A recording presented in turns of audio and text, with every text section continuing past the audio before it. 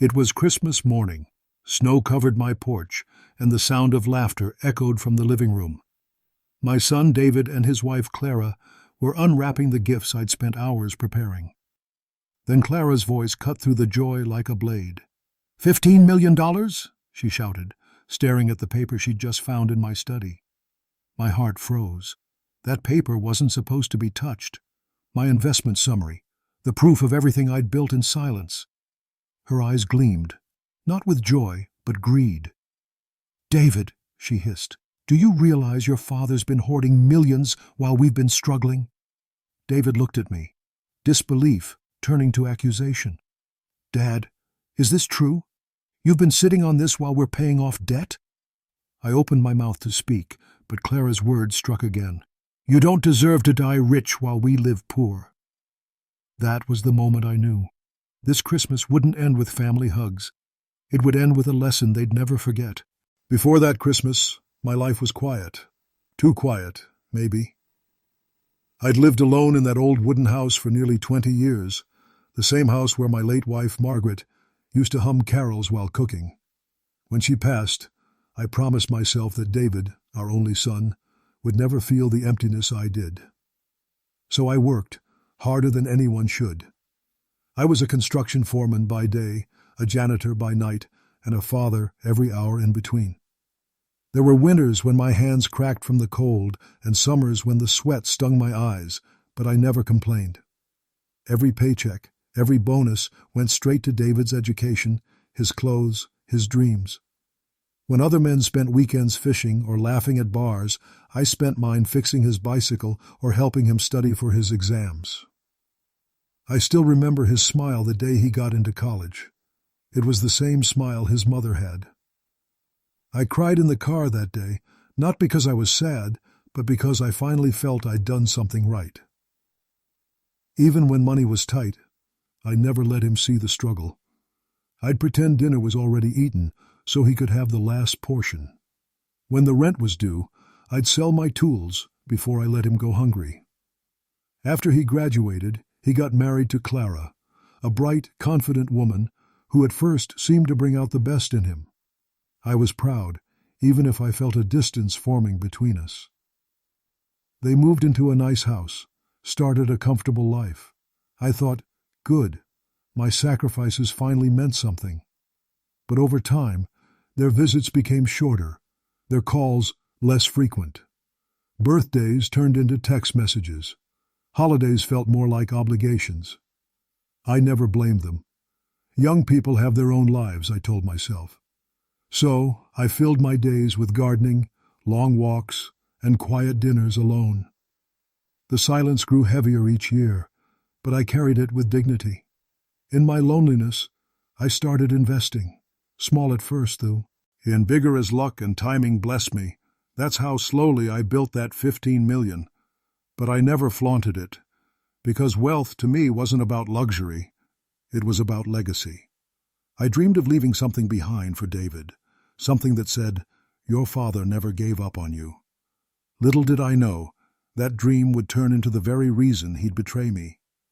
It started with a laugh, Clara's laugh, sharp and cold, echoing through my living room like breaking glass. She had wandered into my study while I was setting the table for dinner.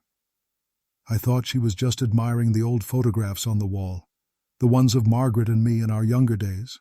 But when I turned around, she was holding a folder, that folder, the one with my investment papers inside. $15 million, she whispered, eyes wide, almost trembling.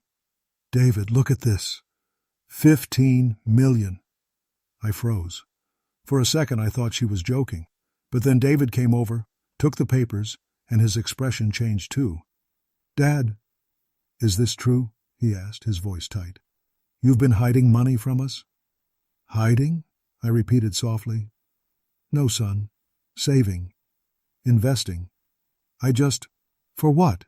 Clara interrupted. "For the day you die?" Her tone dripped with contempt. I felt something twist deep inside my chest. "Clara," I said calmly, "that money was meant for family, for you both, for your children someday." She crossed her arms. "Then why didn't you tell us sooner? We could have used it. We've been struggling while you've been living like a king." I looked around at my modest home, the peeling wallpaper, the old recliner, the worn-out carpet. "A king," I said quietly. "You call this a castle?" David's face hardened. "You always wanted control, didn't you, Dad? Even from the grave." That hurt more than I expected. "Everything I did was for you," I said, my voice shaking. "Every scar, every missed meal." "Oh, spare us the hero speech," Clara snapped. "If you really cared, you'd hand over some of that money now." Her words felt like knives. I looked at my son, hoping for some sign of decency, some trace of the boy who used to hug me good night. But he just looked away. "Maybe she's right," he muttered. "We could use it. You're not getting any younger." The room went silent. Only the clock ticked, slow and cruel. "You're asking for my money before I'm even gone?" I asked, my throat dry. Clara smirked. "We're asking for what's fair." That was the moment something inside me cracked, not with rage, but with heartbreak. All the years of sacrifice, the sleepless nights, the dreams I built around them, all reduced to dollar signs. I tried to speak, but no words came out. They gathered their coats, leaving the papers scattered on the floor. "Think about it," David said as he walked out. "It's time you did something for us." The door closed behind them, and the sound of it hit me harder than any slap. For the first time in my life, I felt completely alone. Not because I had no family, but because I finally realized I never truly did. And as I stood there staring at the crumpled papers on the floor, one thought kept echoing in my mind. They didn't just betray me. They buried me while I was still breathing. I sat on the edge of my bed and watched the sunlight crawl across the floorboards like it had all the time in the world. But my heart felt like it had been punched out of my chest. The folder still lay on the kitchen table where they'd left it, a mute accusation in black and white. Every page felt heavy, not with numbers, but with the weight of every lonely winter, every extra shift, every meal I'd given away so David could eat. I kept replaying their faces, Clara's thin smile that hid a knife, David's hollow eyes when he looked at me as if I'd been a stranger all along. Sadness arrived first, a raw, cold kind that made my hands tremble. I thought of Margaret humming in the kitchen, of the promises we made, to each other when the boy was born, and the warmth of those memories turned to ache. I wanted to call out, to beg them to stay, to ask why love had been traded for ledgers and greed. But my voice came out small, and even my own echo in the hallway sounded like someone else's regret. Grief sat with me for hours. I let it wash over me like winter rain. I let myself feel every abandoned night, every holiday eaten alone. It would have been understandable, maybe even expected, to crumble then, to hand them what they wanted and be done. But with grief came clarity, a sharpening of something that had softened with age, a knowledge of what I had given and what they had taken. I thought about all the times I'd made sacrifices quietly, thinking they were understood. I realized I'd been invisible to them until my name meant money. Was my life only a bank account to them? I asked the empty room. The question ricocheted back without an answer. I pictured David as a boy, falling off his bike, blood and tears, and me kneeling, wiping him clean. That boy's face was still inside him somewhere. I could see it if I looked hard enough. Anger flared like a struck match. It burned quicker than sorrow, and it was colder too. Not the screaming wildfire kind of anger, but a calculated, patient fire that settles in your bones. It said, "You will not be walked over. You will not be reduced to a source of income while they eat your dignity." My hands stopped trembling and became steady. My breathing slowed like someone who has found a path through a storm. I rifled through my mind for all the things I'd learned. Numbers, contracts, the names of people who honored their word.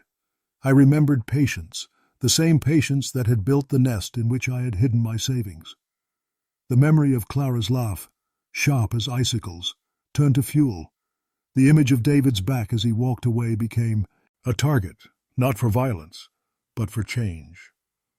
"You think you can strip me of everything and walk away?" I whispered to the empty house, and the house seemed to answer with its old, familiar creaks. No more pleading, no more begging. I had spent a lifetime giving. Now I would spend what remained of it on something else, on truth, on consequence, on waking them up. I promised myself I would not let humiliation be the final chapter of my story. I promised that my sacrifices would not be their stepping stones to comfort. A slow, steady resolution took root. I would be deliberate, patient, and smart.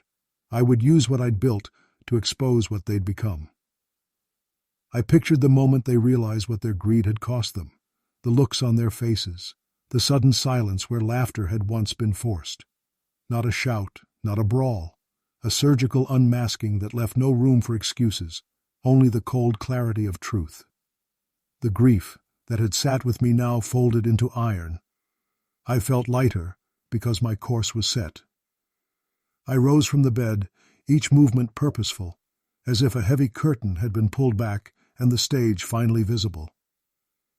"I won't let them bury me while I'm still breathing," I said, and my voice did not shake. I sat at the kitchen table, opened the folder again, and this time read it like a man reading a map.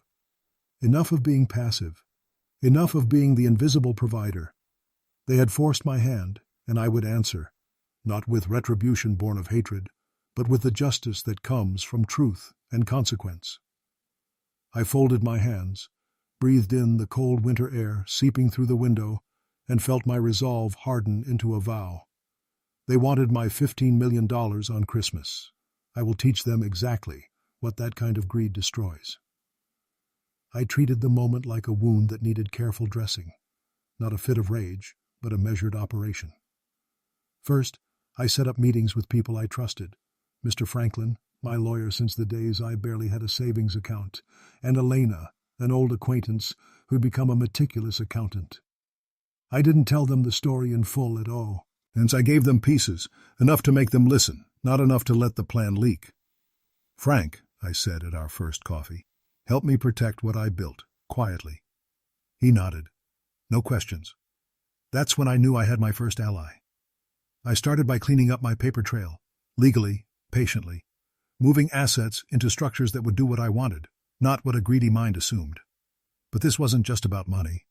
It was about optics, timing, and the right kind of exposure. Elena ran the numbers I refused to touch. She showed me where small, believable vulnerabilities could be highlighted later, not to steal, but to illuminate.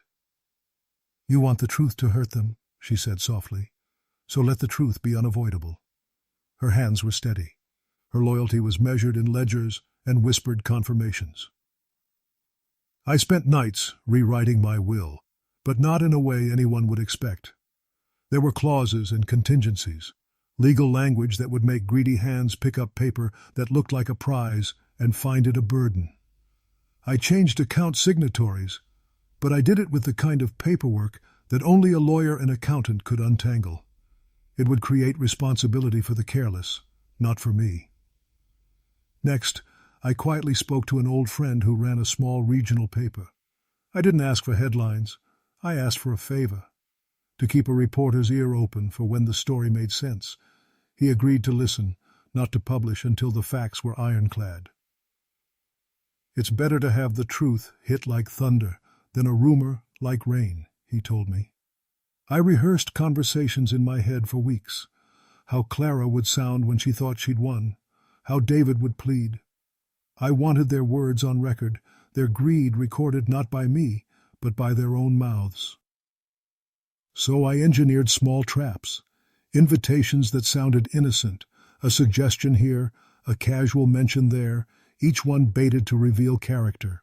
At dinner, I proposed they help me with my accounts, a simple gesture that would make them feel entitled. They took it like vultures. I watched them sign papers, thinking they owned me. I let them believe they'd gotten ahead. I let their confidence grow, because arrogance makes people sloppy. Meanwhile, I strengthened my public face. I made donations to real causes in Margaret's name, the kind that would be impossible to criticize. Schools, clinics, things that would make headlines when the truth came out. If they wanted to call me selfish later, The papers would show why I'd chosen otherwise. The charity would be untouchable in the court of public opinion. I also quietly cleared a few old debts and tied loose ends. I wanted no surprises that would derail the plan, no hidden creditors, no careless mistakes from my side. There were smaller personal preparations too. I documented their calls, their messages, their promises. I kept a notebook with the dates and words that cut me. It felt petty, until I realized it was proof. Sometimes I'd let the neighbor overhear a conversation. Sometimes I'd let the gardener see a file on the porch. Nothing too obvious, only enough to feed curiosity. Curiosity would do the rest. I cultivated patience like a second skin. Revenge, I decided, would be surgical, not savage. No scenes on the sidewalk, no police sirens. Just a sequence of revelations that would make their world unravel logically, inexorably.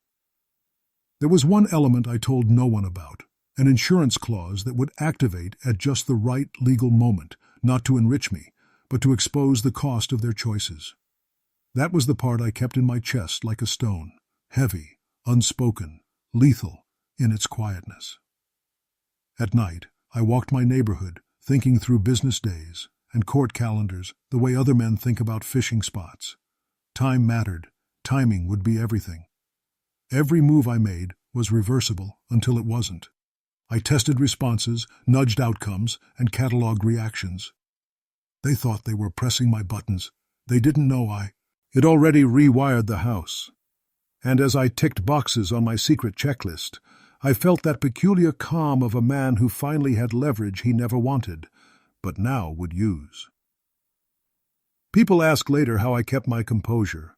The answer is simple. I stopped being the man who begged for scraps of affection and became the man who could let truth run its course. So I kept the secrets close, let the small deceptions look like generosity, and whispered only to those who could be trusted to hold a confidence. The plan was not a single act, but an architecture. Legal beams, social pressure, public goodwill, and the careful placement of responsibility. If anyone asked what I was planning, I smiled and said, "What any man would who's been robbed, I want justice." They wondered what justice looked like. They wondered what I had up my sleeve. That uncertainty was part of the design. And when the day came to flip the first switch, I wanted them to be stunned not by spectacle, but by how ordinary everything looked, until piece by piece the truth clicked together in full. I folded the folder, put it back in the drawer, and waited. For the first time since Margaret died, I slept without dreams of giving. I slept with a map of consequence in my head. They asked for my $15 million on Christmas. They would learn in time what happens when greed meets the patience of a man who has nothing left to lose but his pride. I began by letting them believe they had the upper hand. I played the old, forgetful father who might be softened into giving. A month after they'd signed those helpful papers, a plain envelope arrived for David. He opened it with a grin that quickly turned white. "Dad," he sputtered over the phone, "they're saying I'm responsible for a bunch of unpaid corporate taxes tied to the account we managed." I kept my voice level. "Tell me exactly what they asked." He fumbled through the numbers and names like a man reading a script he didn't know. He didn't realize every name he read was one I'd quietly planted as a public signatory, legitimate, legal, and perfectly traceable. The first twist was not a theft, but a truth laid bare. The accounts they'd boasted about were real, and public eyes were now on them. Next came the small, surgical reveals. I gave an interview, not to brag, but to talk about Margaret's charity and the importance of legacy. The local paper loved the human angle. Widower gives quietly, plans big legacy. By the time the story ran, the charity's papers were already filed. Audits were clean. The donors listed were respectable. Public opinion tilted toward me before any accusations could stick to me. That framing would matter later. Clara called, furious. "You're trying to ruin us in public," she hissed. I let her yell. Anger makes people reckless. I let her have the stage, while I kept pulling strings behind it. I had Elena quietly send copies of the signed help documents to a trusted investigator, not to blackmail, but to document intent.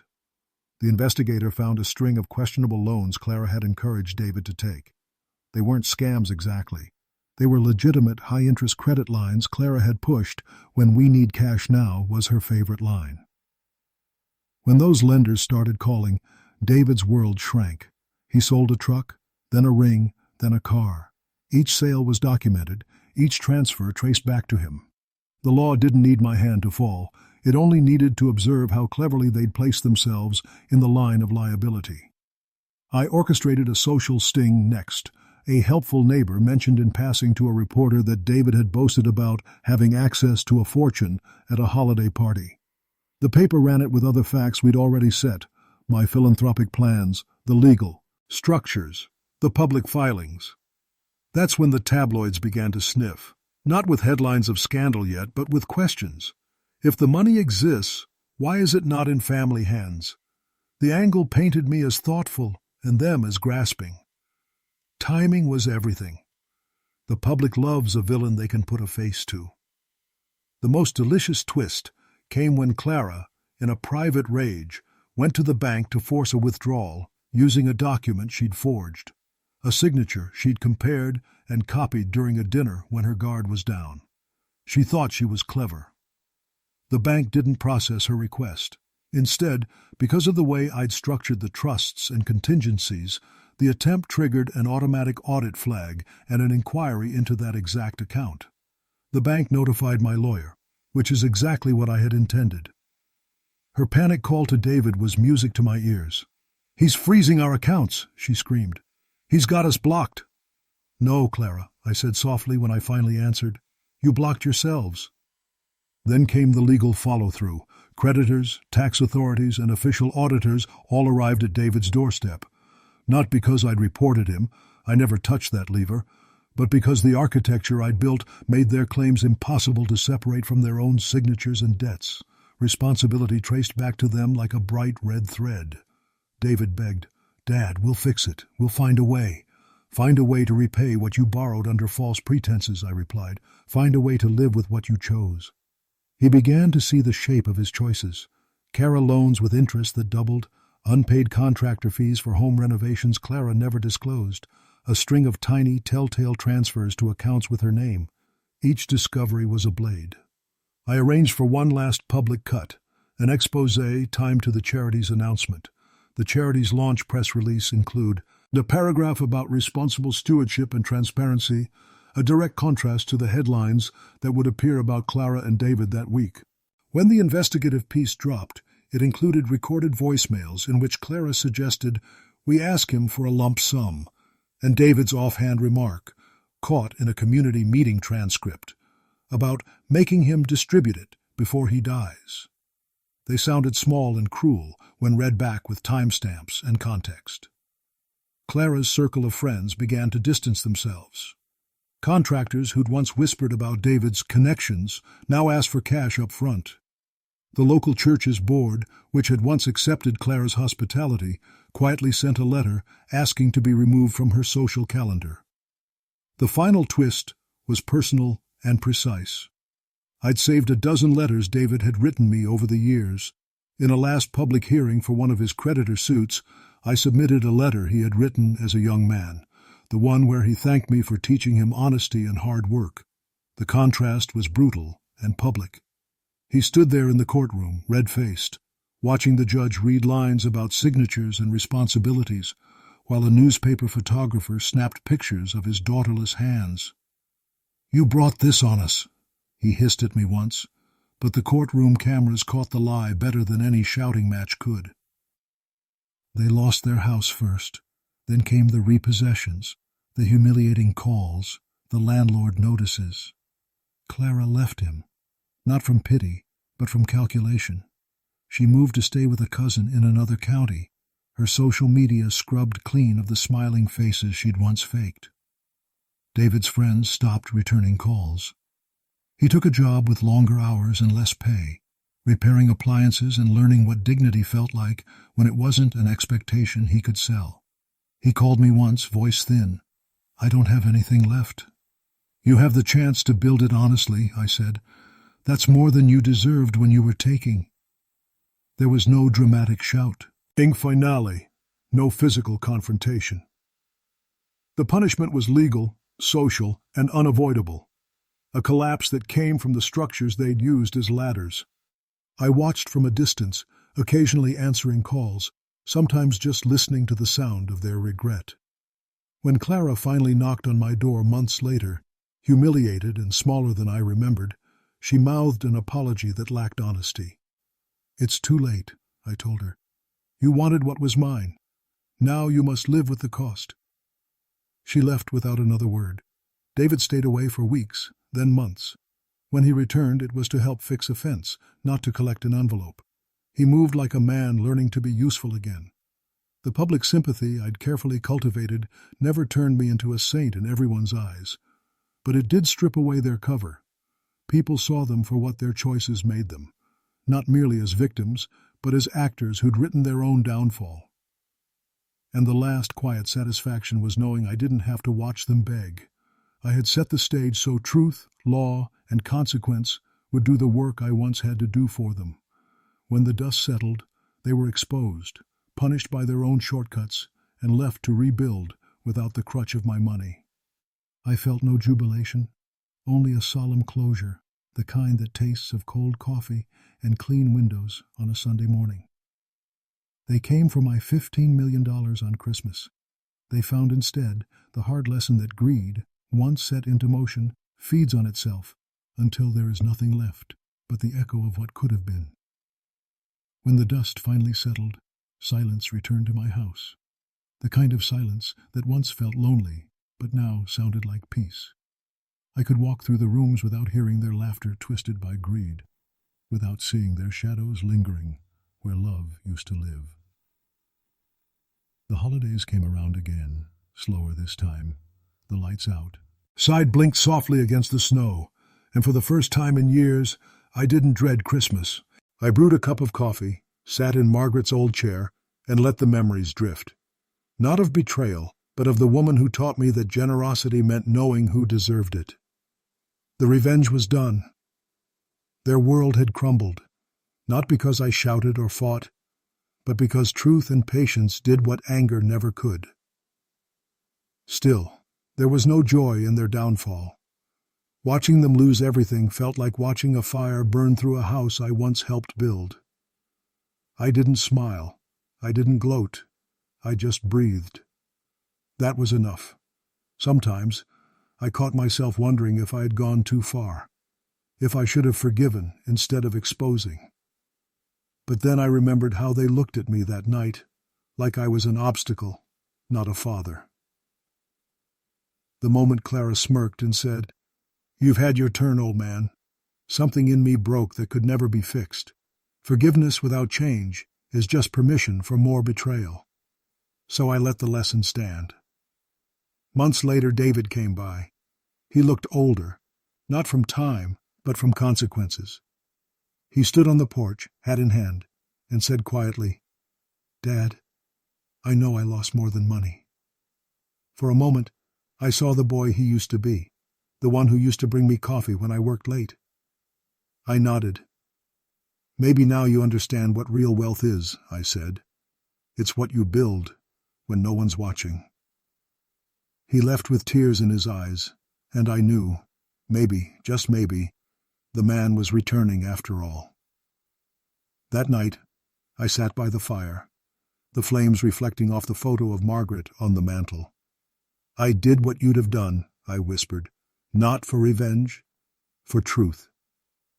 The house didn't answer, but I felt her presence, soft, approving, peaceful. For the first time in years, I slept without the weight of anger pressing on my chest. The money still sat where it always had, untouchable, but no longer sacred. I began donating it quietly, one cause at a time. Scholarship, issue, shelters, a small arts foundation in her name. It felt right, not as payback, but as balance. They destroyed their future chasing greed. I rebuilt mine by giving purpose to what they tried to steal. And the moral? Wealth doesn't corrupt. Entitlement does. Greed blinds faster than poverty ever could. And when family becomes a transaction, the soul becomes bankrupt long before the bank account does. They came for my $15 million on Christmas, but what I gave them instead was a truth they can never escape. Money can buy comfort, but only integrity can buy peace. And peace, I realized, was the richest thing I'd ever owned.